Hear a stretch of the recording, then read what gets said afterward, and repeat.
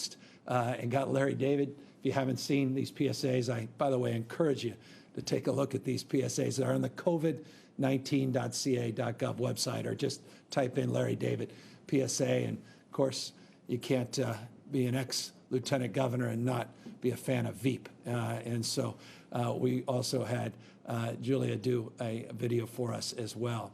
Snoop Dogg, Kim Kardashian. I honestly could add to many of these. I can show you images of PSAs we put out, but we tried to really break the barriers in terms of breaking down, meeting people where they are by age, demographic, whether or not they're watching broadcast TV, radio, or social media, if you're on TikTok or you're on Instagram, if you're doing more traditional social media on large platforms. We tried to reach out, but we did so in more of an episodic way. We are now launching a major public awareness campaign, announcing it formally today, launching it formally today, that is much more comprehensive, much more dynamic, we hope much more impactful, to encourage people to wear masks and mitigate the spread of this virus. We've already received, and I couldn't be more proud to have received $10.75 million in this campaign, $27 million additional dollars in-kind contributions to begin and to launch this campaign. I just want to be, express gratitude, and I want to express appreciation, particularly to the CDC Foundation, the Sierra Health Foundation, the Chan Zuckerberg Foundation, to Jeff Skoll and his foundation, to Rick Caruso as an individual contributor, to Tom Steyer as an individual contributor, and to our entire Business and Jobs Recovery Task Force that helped inspire this effort and has helped organize our effort in a multidisciplinary approach. Again, radio, TV, a focus on messages that we think can hit home in traditional ways, more emotional ways, and again, in messages that people can understand in Arabic, in Cantonese, in Mandarin, in Vietnamese, and other languages, and clearly Spanish. I'll give you a preview of what this public service announcement will look like. It includes, and I'll get to that in a moment, some billboards as well, animation. But we'll start with these two very short videos that will give you a sense of what you're going to start seeing on your TV screen.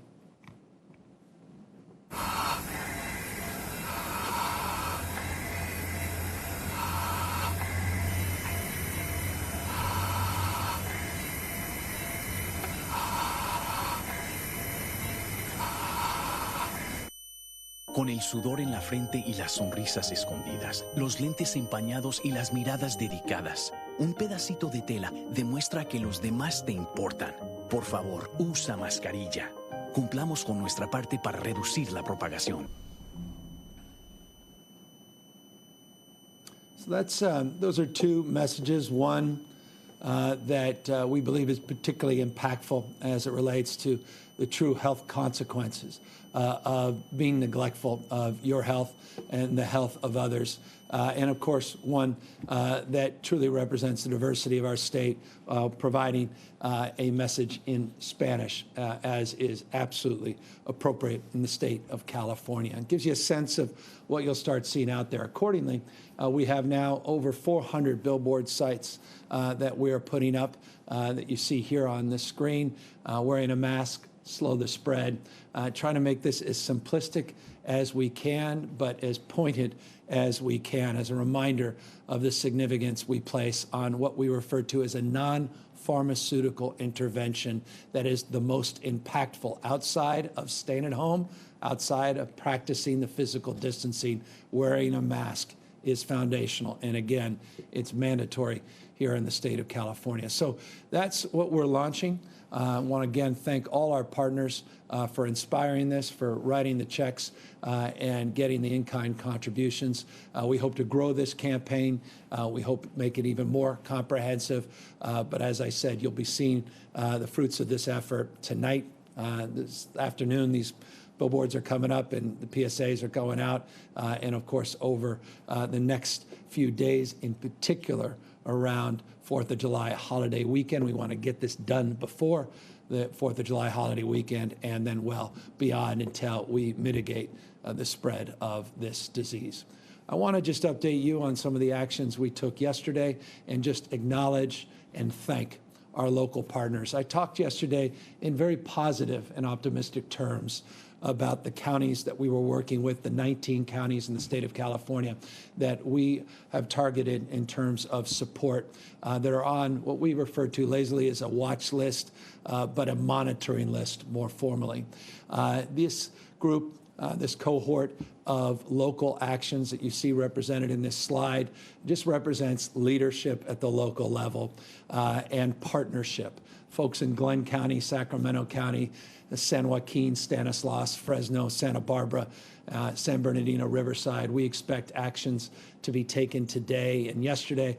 LA led Kings County, Ventura, Solano, and we talked about Imperial County and how they moved. Their credit in partnership, the spirit of partnership to meet this moment and do more so that we can all do better in mitigating the transmission, the spread of this disease. So that represents the vast majority of the 19 counties. We're working with the other counties, and we made this clear, again, in the spirit of partnership that we don't want to do things to you, but with you.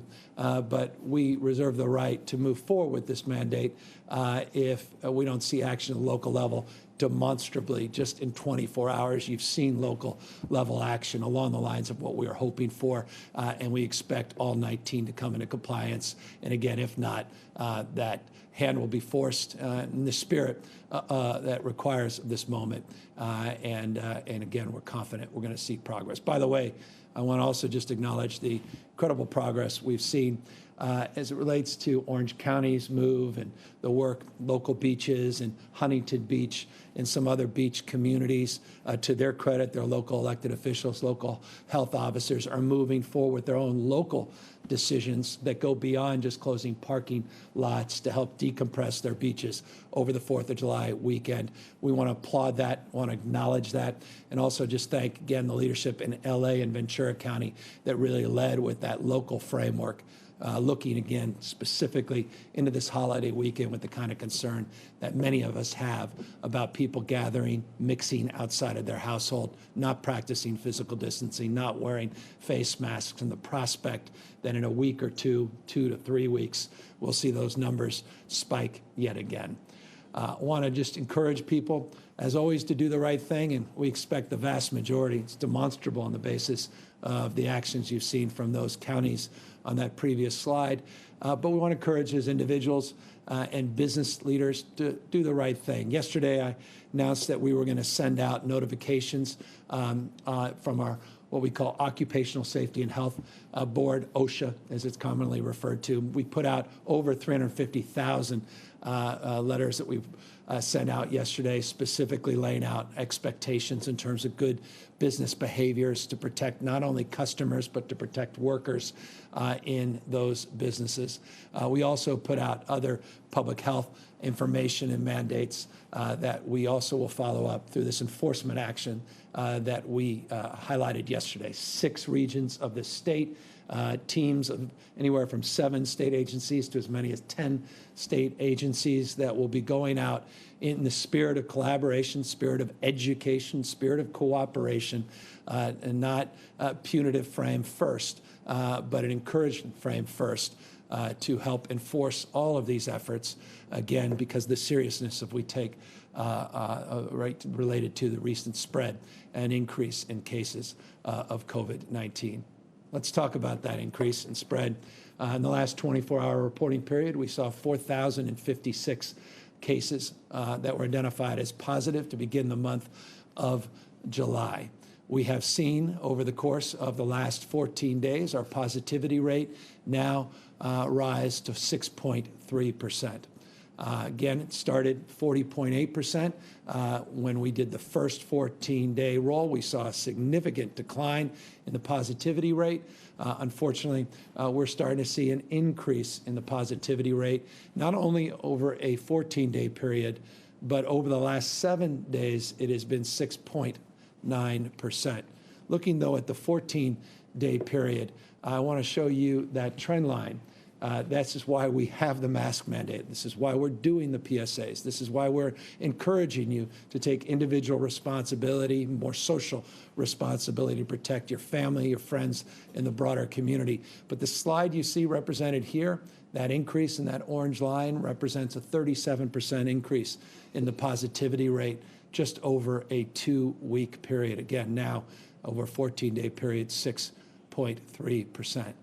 The number of hospitalizations, I've said this on many occasions, I'll repeat it again today. Hospitalizations, as you see positivity rates go up, total number of cases that are identified as positive, we're going to see a trend line of increase in hospitalization as a lagging indicator. We've now had a 56% increase in hospitalizations over the 2-week reporting period. 56%, just over a 2-week reporting period. Again, reinforcing the importance of these local actions and reinforcing the importance of your personal responsibility, your actions on behalf of yourself, your families, over the course of this holiday weekend. Total number of hospitalizations represents 5,355 patients in a hospital system that has capacity for 73,867. So again, that represents about 7% of the total population of our current hospital system beds. The total number of patients admitted overall is 46,035. That's represented in that 62% number. This again is a slide, if you've been watching, tuning in, you're very familiar with, but that COVID patient population still represents about 7%, 6-7%. It's been rather consistent over the course of the last number of days, moving to last week. ICUs are up some 49% in the last 2 weeks. You can see, not surprisingly, as you see trend line increase on positivity rates, trend line increases on hospital rates. Invariably, we'll see trend lines increasing on ICU admissions. The ICU admissions represent on this pie chart, you'll see that subset of the 10,788 total ICU beds, 1,676 are filled with ICU COVID positive patients. We still have capacity in our ICU system. Again, this is capacity in the aggregate. And I'll remind everybody, none of us live in the aggregate. We live in communities large and small, different hospital resources, different capacity resources. But this, in the aggregate, represents our total capacity, including the total number of ventilators in the state, still in excess of 11,400 plus ventilators that we have within the hospital system and in our cache here at the Office of Emergency Service, what we refer to as EMSA. As it relates to this 4th of July weekend, again, we have the mandatory closures as it relates to certain activities within sectors, within businesses. Indoor activities is where we're trying to push outdoors. Indoor dining, we want to push outdoor dining. I want to get as many of those activities where you're mixing or could come into contact with people you haven't been with in your household, and you may come into contact and mix with them, increasing the likelihood of the spread of this virus. We're trying to mitigate that. And this 4th of July weekend is one of the most social weekends in our lives.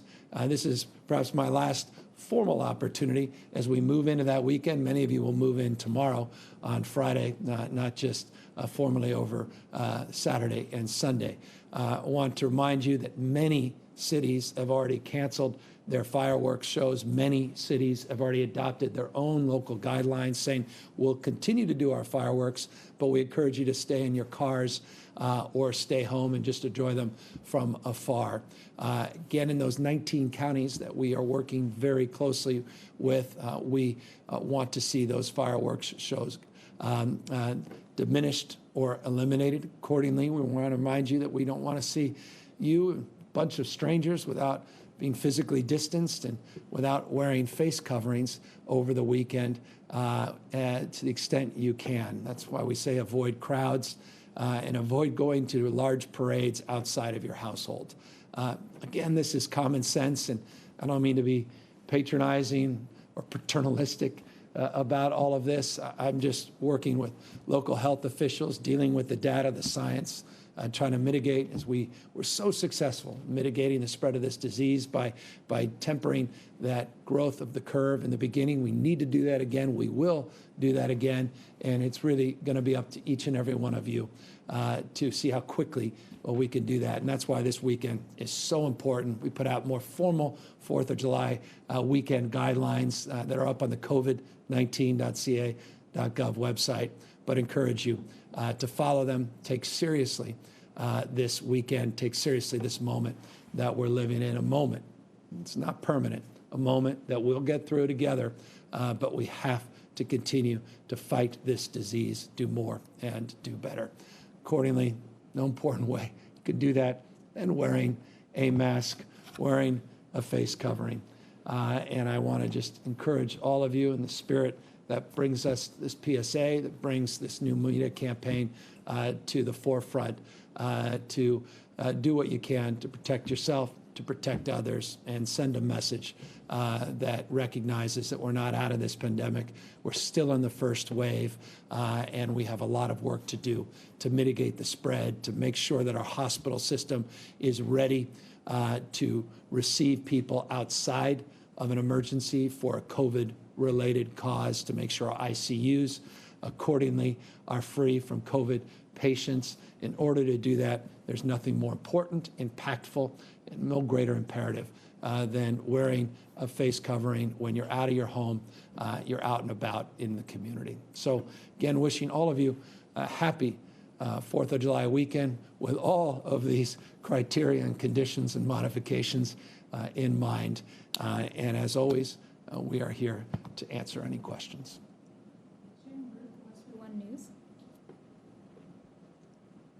Hello, Governor. Thank you very much for taking our questions again. With all due respect, yesterday you talked about the enforcement being mostly on businesses. You're putting a lot of the responsibility, a lot of the onus, a lot of the consequences on businesses when there have been many instances of people ignoring the orders of the businesses in wearing face masks or physical distancing. So what is the harm in asking law enforcement agencies across the state to enforce in the LA County Sheriff's Department, at least in the West Hollywood area, they're going to issue tickets, $300, I think, for the first offense. So why not make that a mandate that if I was walking down the street with open container, I'd be stopped and given a ticket? Why not if I'm walking in a crowd without a mask, I don't get a ticket? I guess I don't understand why all of the consequence and onus is on the businesses, not the individual. Yeah, forgive me if you were led to that opinion yesterday. I went to great lengths, and this is an opportunity. I'm grateful for the opportunity and the question to prompt the opportunity to repeat some of the things I said. We began by talking about a fiscal contingency that we put into place with the California legislature. Some $2.5 billion in our budget is contingent upon counties enforcing the orders that their health officers have put forward. By definition, that's an enforcement mandate that goes far and wide, beyond just the issue of enforcement for businesses. I highlighted businesses because as a business person myself, I think businesses have a role and responsibility to protect their workers as well as their customers. And that's why we have the frame of engagement, not a punitive frame, but a frame of education and engagement to work through conditions. We've got these teams in 6 different regions in the state. They're targeting enforcement based upon abuse. Again, not to try to be punitive, but people have turned their back or been particularly more problematic in the past. By definition, the contingency on the $2.5 billion related to health officers and mandates transcends, again, just the business sector. And that includes masks. It includes a cross-section of roles and responsibilities. So we look at regulatory, we look at codes, we look at encouragement, we look at education. That's the purpose of today's presentation, is an education campaign. And we look to local elected officials, local county officials, local sheriffs, local police officers, and the like to do justice. But as you know, a lot of local enforcement is also targeted for people walking, for example, your example, walking with alcohol as they shouldn't be, or people that are abusing, not using the intersection or jaywalking. You tend to educate first, and if you're not successful and you still have problems, then you enforce more formally. You could put out warning citations, you could put out education material, and eventually, if you're not seeing behavioral change, you're absolutely right, then we think citations are warranted where there's abuse. So thank you for the opportunity to reinforce what I said yesterday and to clarify any ambiguity of concerns reflected in your question. Alex Michelson, Fox 11. Thank you, Governor. That stat of ICU use is very concerning. I'm wondering if there will be any difference in the state's approach to maybe dealing with protesters or large groups of people that are out on the street. And also, you talk about family barbecues and the concern about people gathering. Is there anything you can do as a state to discourage that or regulate that in any way, or is that sort of just up to everybody to do on their own? Yeah, it's look, all of this, there are laws on the books that if we tried to enforce at scale, we never could, that transcend and predate COVID-19. If 40 million people want to turn their back on civil society and abuse the rules, laws, and regulations on a consistent basis at scale, then society begins to erode. Accordingly, the health of a community begins to be diminished. And so, look, we have a health crisis in this nation. We are not out of this crisis. We're still in the first wave of this crisis. It requires some level of personal responsibility. And so what we're doing is educating people, we're encouraging people. We're not just doing it at a press conference at noon with one individual, a governor. We're trying to do that, and you saw some of the material we put out in a very culturally competent way with trusted messengers, with celebrities. We're trying to reach a younger cohort, not just an older cohort, more traditional broadcasts, at the same time going on to TikTok and going on to some of these social media platforms, getting some well-known celebrities, influencers to do the same, to encourage people to do the right thing. And that's what I'm asking, encouraging people to use their common sense to protect themselves. If for nothing else, consider yourself. But if you don't consider yourself, you feel like you're immune from prospects of having any health risks, consider others. Consider that video we put out of that person was holding on for her dear life. That could be your mother, could be your grandmother, could be someone you deeply love.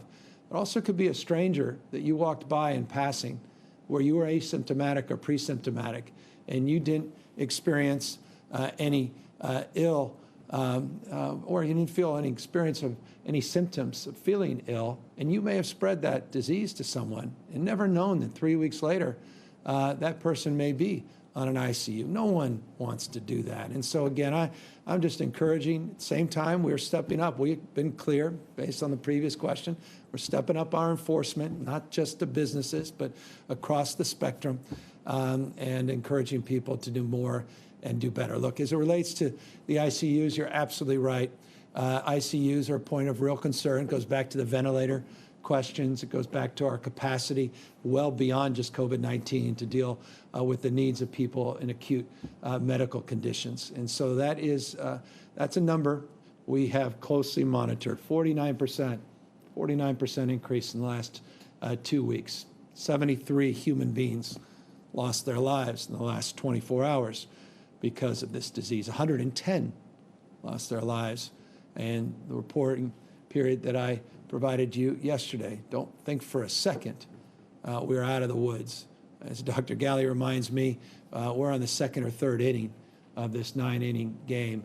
By no stretch are we out of the woods, but we can influence. We can mitigate the spread. We can, again, bend this curve. We can lower the ICU rates. We can lower the hospitalization rates. We can lower the positivity rates. We, collectively. Society becomes how we behave. In the collective, individual acts, smart, thoughtful, not only about yourself, but about others, will mitigate this spread. Alexei Posip, SF Chronicle.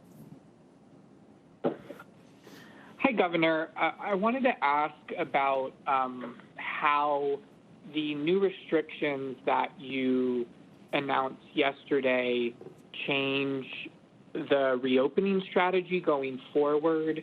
Are there any lessons from what didn't work about the approach so far that's going to inform any changes to how those counties reopen at the end of these 3 weeks or however long it is before that you feel they're stable enough to start reopening businesses again? Have you developed a different strategy around that? No, I appreciate that question. It's a good question, and I hope you'll see represented in today's action an example of a response to your question. More targeted education. I think the most important thing we've learned over the course of the last number of months, even in the conversations that we have, the questions and the response through dozens and dozens of these opportunities that we share together in a very public way, is so often the conversation, the questions were about when, not how. We need to have a deeper conversation about how to safely reopen.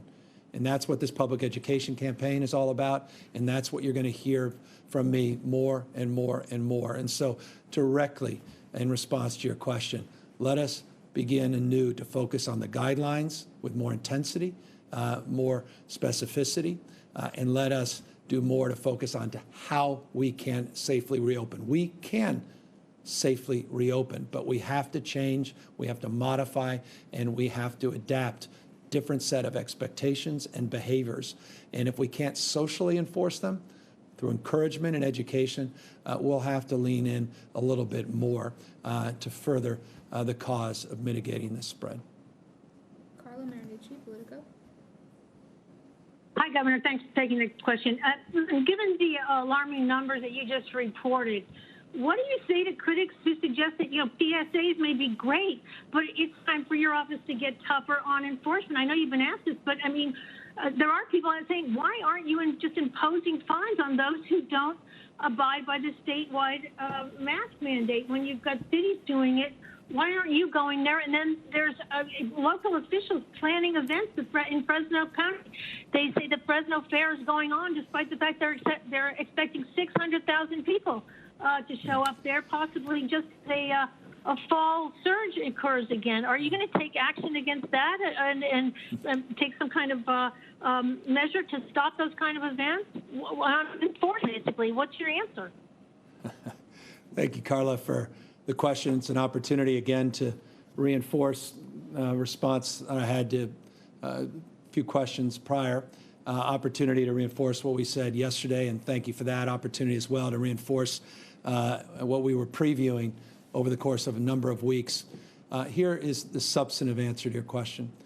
We have made contingent $2.5 billion of resources, what we refer to as CARES Act dollars and realignment dollars, to counties that are unwilling to enforce their local health officers' mandates. We have conditioned those dollars on a set of expectation that we will have more robust funding. Unfortunately, I couldn't do that on my own. I couldn't just sign an executive order to make contingent contributions to counties. I needed the consent and concurrence from the California legislature.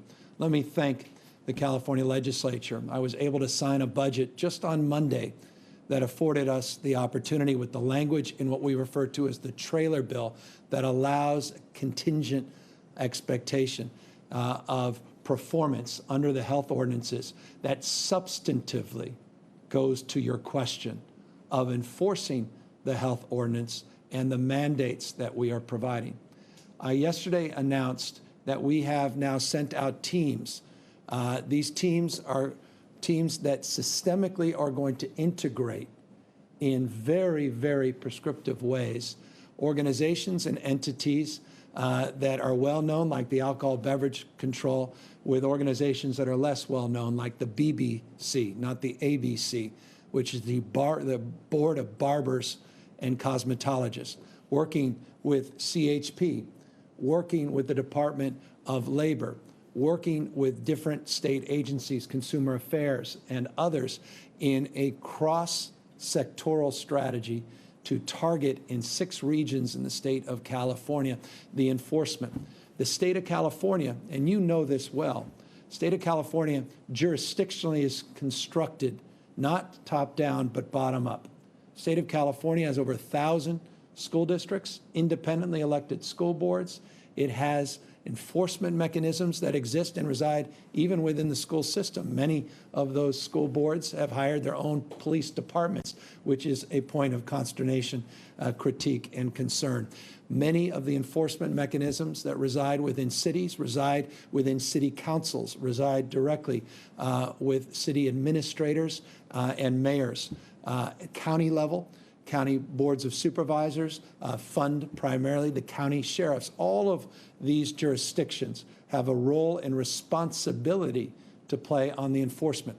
If we don't see those roles being advanced, if we don't see the level of enforcement that I can hear in your voice, you're encouraging, or you have described based upon those who have inquired to you, that's precisely why we put up $2.5 billion of contingent money. It's precisely why we have these teams already assembled in 6 key regions in this state. It's precisely why we'll continue, because we have been enforcing at the Alcohol Beverage Control. We have been enforcing for months at BBC. We'll continue to build on that enforcement frame.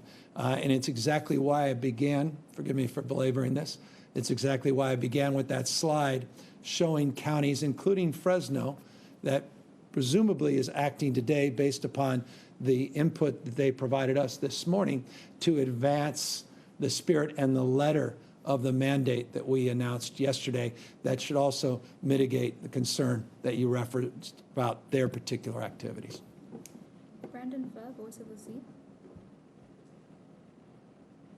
Hi, Governor. Thank you for taking my questions. I'm calling down here from Orange County and just wanted to know what will be done about Orange County's past disregard for enforcing mask orders, stuff that the sheriff has said about taking a more educational approach when we're going into the 4th of July weekend. And yeah, I mean, and whether or not you think that that fiscal contingency strategy will be enough for a county like ours that has shown such disregard for it. Well, I certainly hope and expect it will. I had a really robust conversation with organization that you know well, others may not, called CSAC. It's basically the organization representing 58 counties in the state of California. They have an outstanding leader, Graham, who and a wonderful president of their organization, Supervisor Bartlett from Orange County.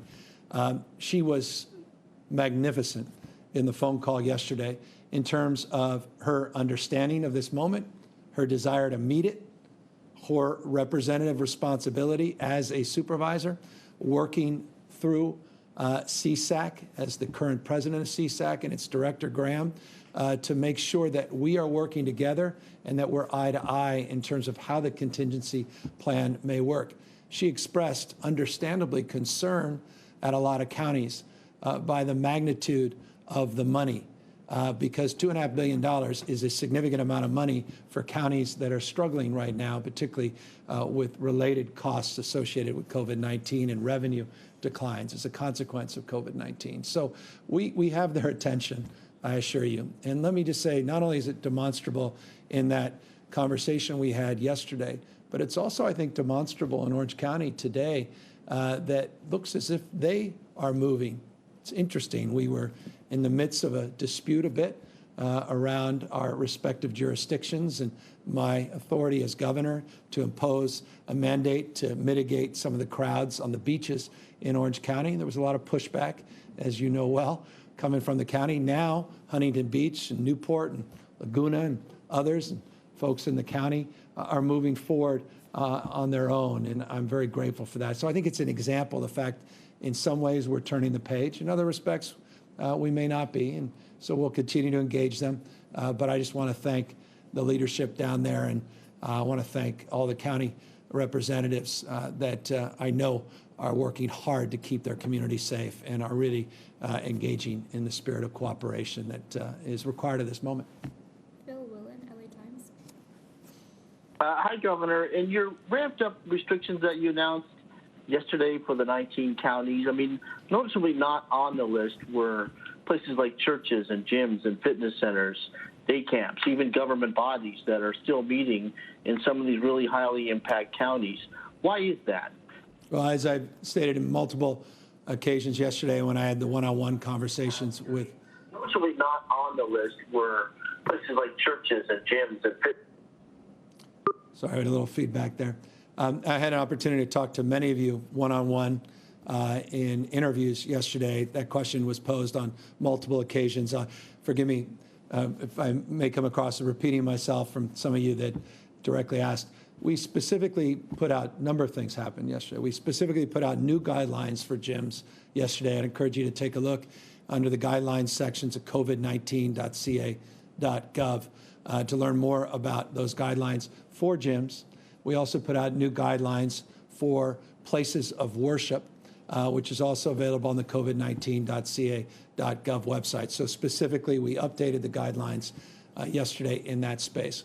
I referenced yesterday and in those interviews that we had with many of you that as it relates to casinos in the state, we are having government-to-government conversations with sovereigns, the tribal nations that reside within the state of California, respecting their sovereignty and respecting the incredible partnership we have had over the course of many, many years, but also in the beginning of this pandemic, where they moved and worked with their county health officers, or at least with their co-partners in the counties that they operate in, to advance the stay-at-home order. And many have been models as it relates to how to effectively and safely reopen. So we're working with them as well. I made it clear yesterday, and I'll make it clear today.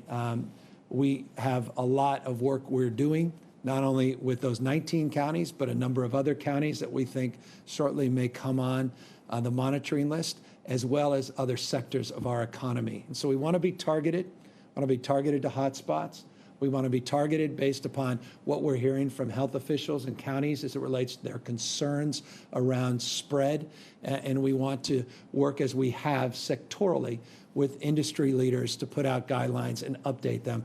And I can assure you, you'll be among the first to know as soon as we make any additional updates. We will make them public, and we'll continue to monitor the situation and be flexible in our decision making on a daily basis. This disease doesn't take weekends off, nor do we in terms of updating our health advice and counsel. Ashley Zavala, Crown 4. Hi, Governor. I know yesterday, and correct me if I'm wrong, but I think you said that CHP was involved in the strike force on enforcement with the state's guidelines. But I'm looking at CHP's permit calendar for the 4th of July, the same day. I know your administration is kind of urging everyone to not gather with people they don't know, and I'm seeing that there's a 300-person protest, 2 weddings, another demonstration, all with, dozens of people, and the 300-person protest. I want to know what your, how you address what some might perceive as mixed messaging here. Yeah, I don't have the benefit of the details of the permits that they are looking at. Forgive me for not having that. I pride myself on having a lot of information, but not all the permits that have gone in front of the state agency. That said, I do have something perhaps more valuable, and that's Mark Gilladucci, the head of the Office of Emergency Services here, that works with the CHP hand in glove, is leading our strike force efforts. And maybe you could talk more broadly to spirit the question you just posed. Thank you, Governor. So CHP has gotten permitting requests for protest, and obviously, we have been working to try to provide the opportunity for peaceful protests to take place. CHP is evaluating those permits now to see about how that can be done safely, taking into account the governor's orders and the directives that we want for appropriate social distancing and limiting folks to come together while still protecting people's rights to assemble for peaceful protests. So as you know, we've had the protests that went on through the course of a couple of weeks ago, and so we're trying to continually balance that with safety and security and the ability to continue to allow for people to exercise their civil rights. Thank you. Next question. Final question, Doug Sovereign, KCBS. Hi, Governor. Not to beat a badly limping horse here, but I want to get back to the enforcement question. I fear, Doug, perhaps you might. But God Can you hear me, bless. Governor? Perfectly. Okay. I've heard from a number of people who say they don't understand why they're being told you can't go see Grandpa this weekend, you can't see Uncle Joe, you can't have a barbecue with your neighbors. But then they turn on the TV and they see hundreds or thousands of people protesting. And can you explain, they see that as selective enforcement, preferential treatment given based on political persuasion. Can you explain for people why they should listen to these messages when they do see that happening and no one getting tickets, no one even being told to enforce the mask or social distancing rules? Yeah, if they care about their grandfather, their uncle, their aunt, that's why they should listen. Look, we're not going to everybody's backyard and enforcing, you know that, and they know that. We're just encouraging people to be safe, to be thoughtful about themselves and others. Just because, I honestly, I maybe was unique in my household, but I don't think it was. I think it's universally taught. Just because someone else is doing it doesn't mean you should. I remember my mother, my dad saying that on probably 2,000 occasions. Just because someone else is doing it doesn't mean you should. People know what the right thing to do is. I encourage them to do the right thing. And people also understand that we have a constitution. We have the right of free speech. And we are all dealing with a moment in our nation's history that is profound and pronounced. You know that as well. And I think many of those individuals that you're referring to in that hypothetical or the literal example you're proposing also understand that. And I recognize the dichotomy and, to the extent, the dialectic between those examples. And all I can offer is this consideration. Do what you think is best, not only for you, but for the health of those you love. Look at the epidemiology. Look at the spread of this virus over the last few weeks. Look at the fact that our hospitalization rate has gone up 56% in just 2 weeks. Consider the fact that ICUs have gone up 49% in the last few weeks. Consider that when you go about coming together, perhaps, with members of your family or strangers or neighbors you haven't been with in some time over the course of the weekend. And just consider one of those stats may be you. And if you think this hasn't or won't impact you because it hasn't impacted you, I hope to disabuse you of that based upon not only the 73 lives that were lost in the last 24 hours, the 110 the previous 24 hours, or the fact that we are now experiencing unprecedented rates of growth of COVID-19. I hope you'll be safe, not because we have the tools or capacity to enforce 40 million individuals and their decisions and behavior, but because as a community, we're capable of doing more to meet this moment and to mitigate the spread. And so I am calling on the better angels and for people to use their common sense and do what they can to keep themselves safe, keep their loved ones safe. And to the extent that we have agencies up and down the state doing enforcement, doing the kind of outreach and education, well, we are now doing that at a record scale that we've never done in the past. And we're just hoping that we'll see some modification of behavior that may have happened on the natural and the default as we not put out all this guidance, all these recommendations, and these public service announcements. So, look, thank you all for staying on message as reporters in terms of the questions. And thank you all to members of the public, those of you that have given me the privilege of your time. Thank you for extending it yet again. I'm grateful to you. And I just encourage everybody, if I haven't said it enough, I'll say it one final time before we enter into this holiday weekend. Happy 4th of July weekend, and wear a mask. Take care, everybody.